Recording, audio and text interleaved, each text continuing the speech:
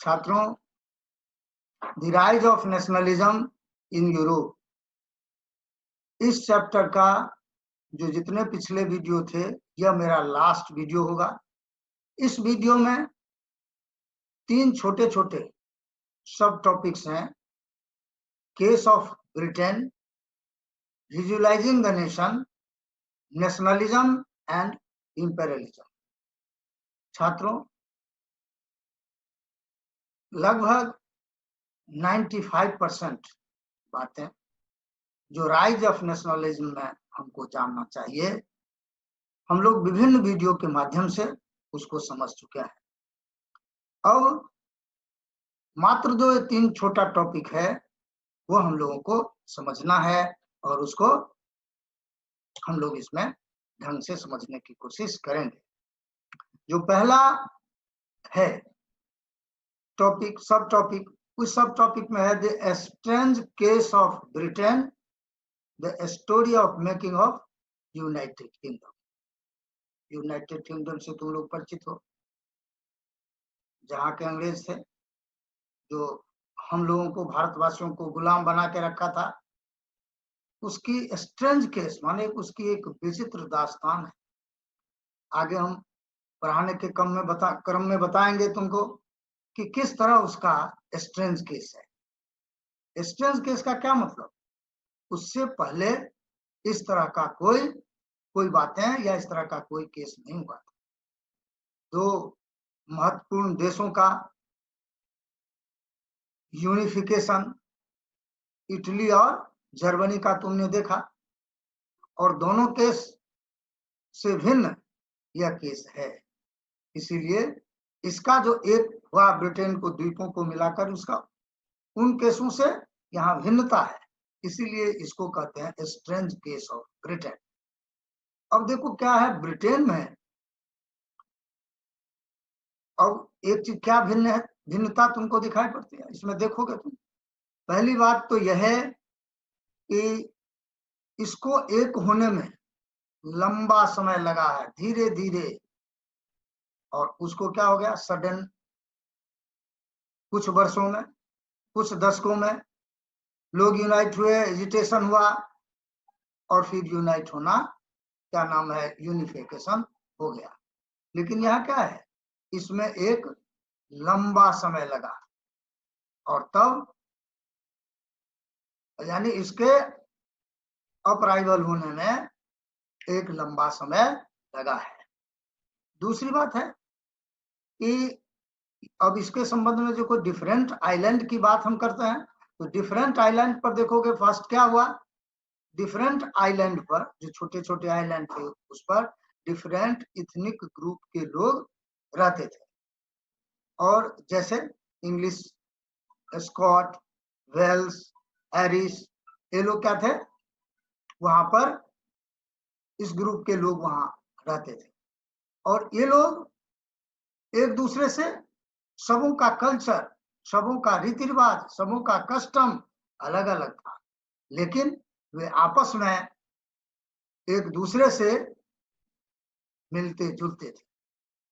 तो एक दूसरे से मिलते जुलते रहने के कारण, मिक्स होने के कारण, जो अलग अलग कल्चर में थे, उनके अंदर एक अलग टाइप का इंटीमेसी होने लगी, एक अलग टाइप का कल्चर का डेवलपमेंट हुआ।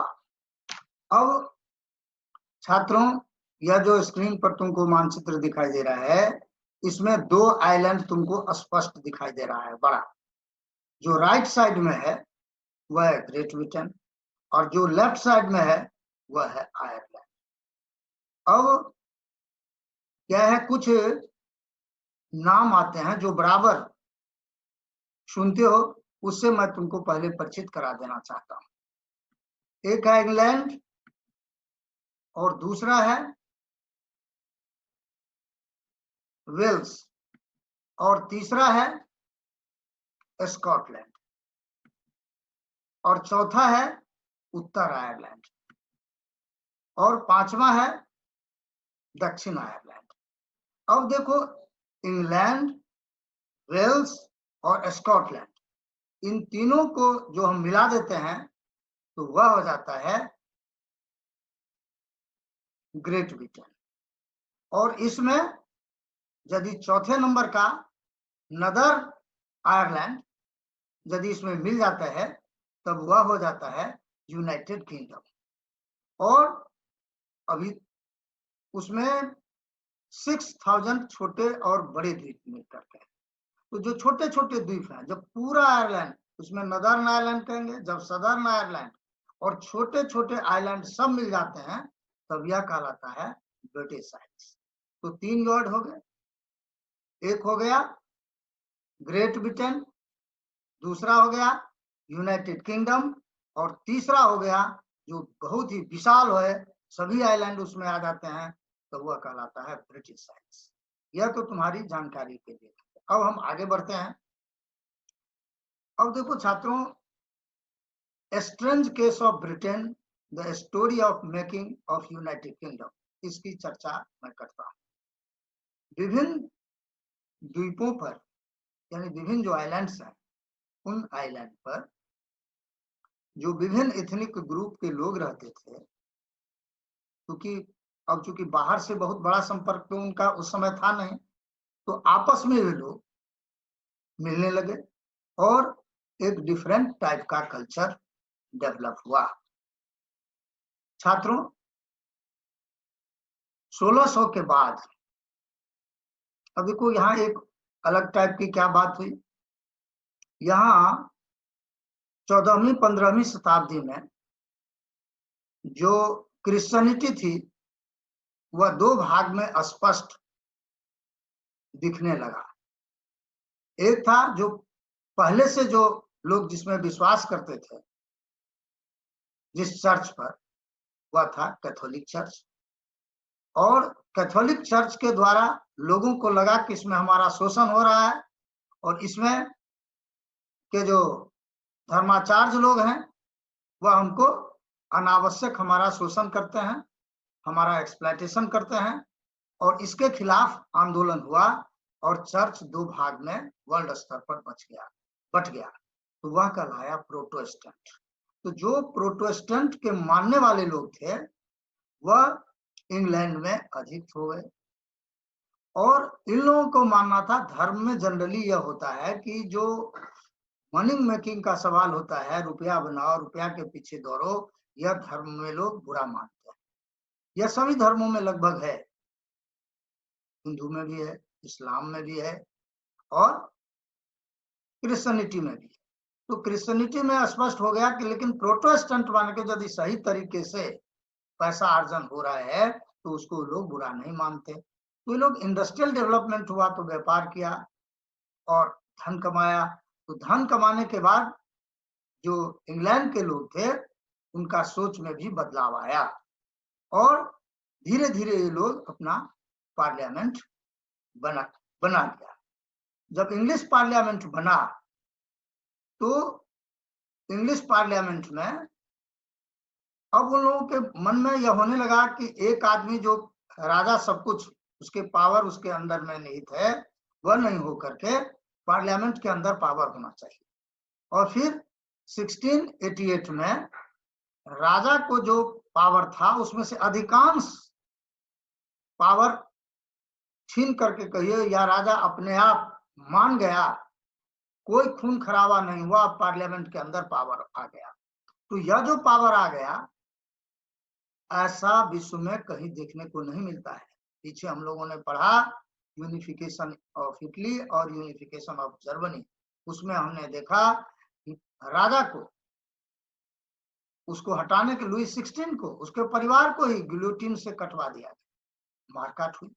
और राजा, जब तक राजा को स्ट्रेंथ था तब तक राजा माना नहीं, जनता को क्रश किया, बहुत सारे लोगों को मरवा दिया। तो ऐसा केस, यह स्ट्रेंज केस की बात मैंने की थी कि यह स्ट्रेंज केस हुआ। दूसरी जगह की अपेक्षा यह एक विचित्र घटना थी कि बिना मार काट का राजा आसानी से अपना अधिकार, बहुत बड़ा अधिकार सब जो था, सब अधिकार पार्लियामेंट को दे दिया।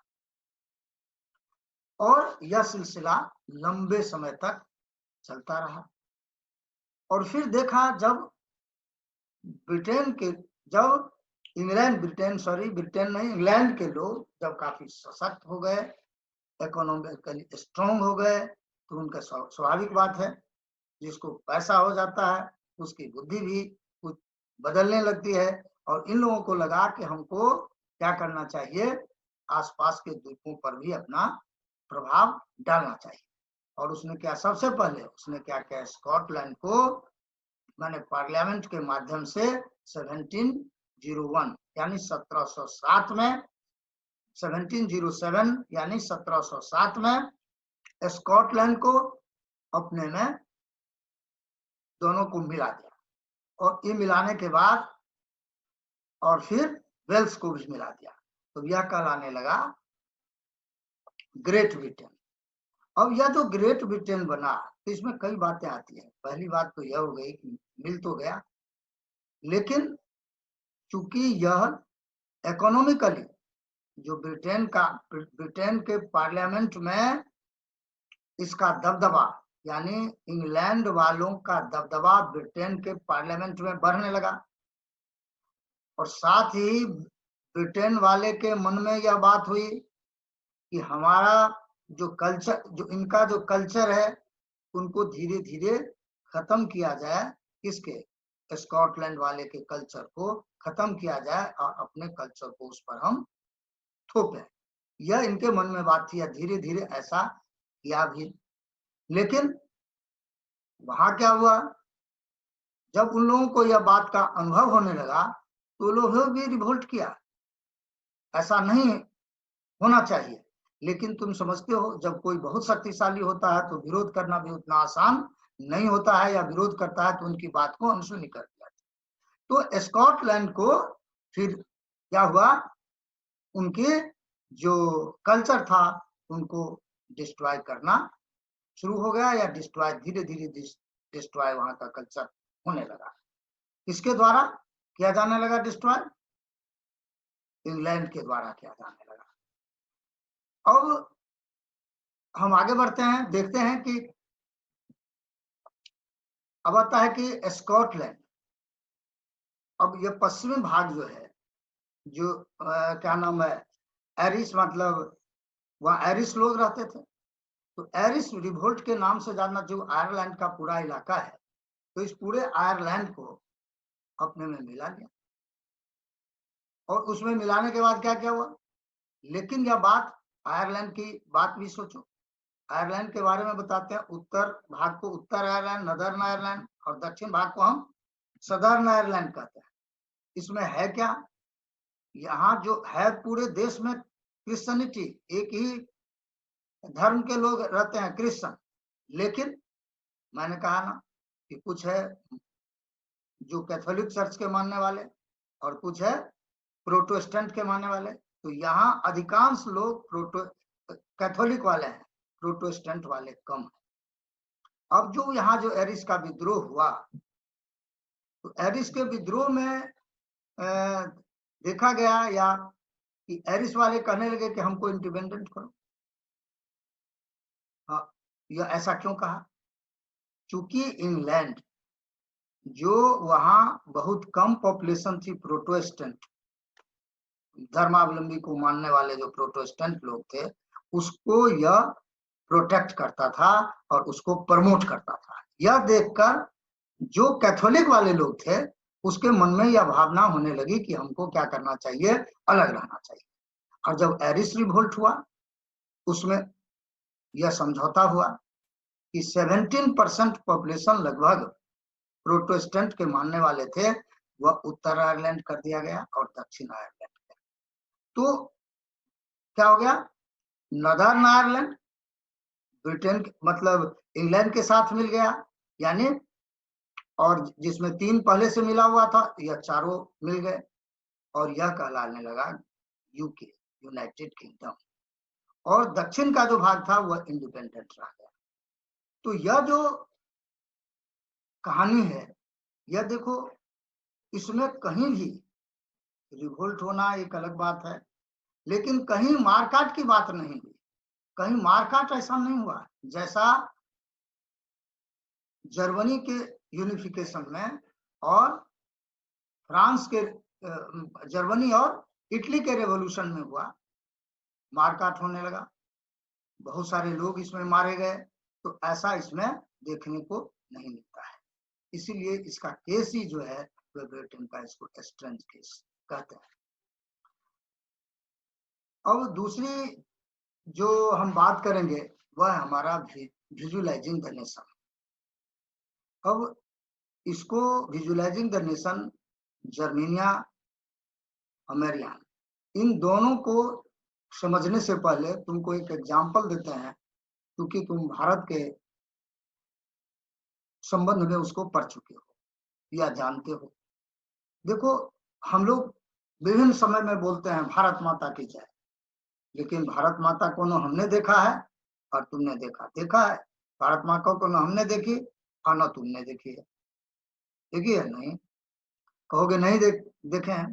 तो ऐसा इसीलिए कि जब नेशन को, राष्ट्र को, उसमें क्या होता है भारत माता में एक एक मैप होता है और बीचों बीच एक महिला की, एक लेडी, जेंटिल लेडी का चित्र होता है, और उसको एक जंजीर में, जब स्वतंत्रता आंदोलन चले, जंजीर में उसके हाथ पूरा जंजीर से जकड़ा हुआ रहता है, और उसके विभिन्न चौक चौराहों पर, विभिन्न स्थानों पर उसको लगा दिया जाता है।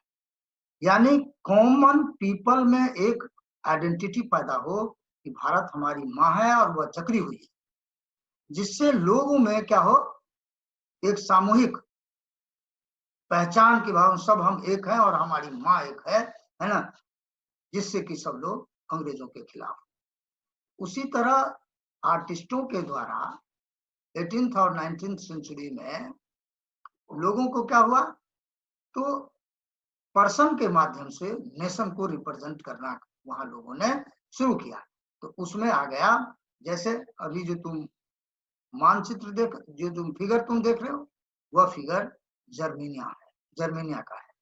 एक तलवार है, यानी माँ हमारी रक्षा करती है। उसको जगह जगह, चौक चौराहे पर, सब जगह उसको दिया गया, जिससे कि लोगों में, अब कोई लीडर होगा, बहुत सारे क्या होगा, लीडर का यदि रिप्रेजेंट करने के लिए दे दे नेशन को, तो क्या होता, कुछ लोग उसको मानता भी और कुछ लोग नहीं भी मानता। लेकिन यह इमेजिनरी है, काल्पनिक है, और सबों को उसके प्रति समान श्रद्धा है, इसलिए इसको नेशन के रूप में प्रेजेंट किया गया।